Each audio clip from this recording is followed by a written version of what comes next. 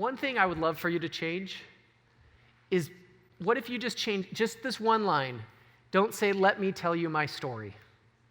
Because consciously or subconsciously, we all think, why do I care? Now, there are some people who can just jump into a story. They're like, it was a cold November night. That feels so awkward to me. It seems so weird. But I'll tell you what you can do, and it's a very simple technique to create curiosity.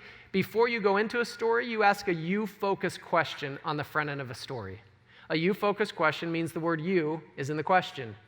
And so what I'm going to do, the technique is this. I'm going to tap into your world with a question, and then I'm going to bring you into my world with a story. So let me give you an example. I could tell you a story. Let's say we're going to talk about goal setting. I could start by saying, when I was 21 years old, I set a really big goal. And most of you would be like, I don't care. And I get it. It makes sense. But instead, I could ask a you-focused question, right? We all have goals in here. We're high achievers. This is Top Summit. I want you to think about your goals. What stops you from achieving your goals? Right here on the front row. What stops you from achieving your goals? Time management. Time management.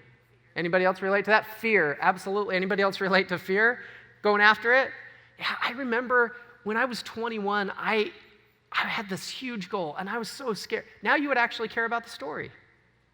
There isn't one. I'm just making this up as we're going along, but all I have to do is just tap into your world. So the technique looks like this. Instead of just jumping in going, hey, have you ever thought about this? And they're like, yeah, all the time. Interesting. Boom. And right now you're right into your story. I did this just a minute ago. You may not have noticed.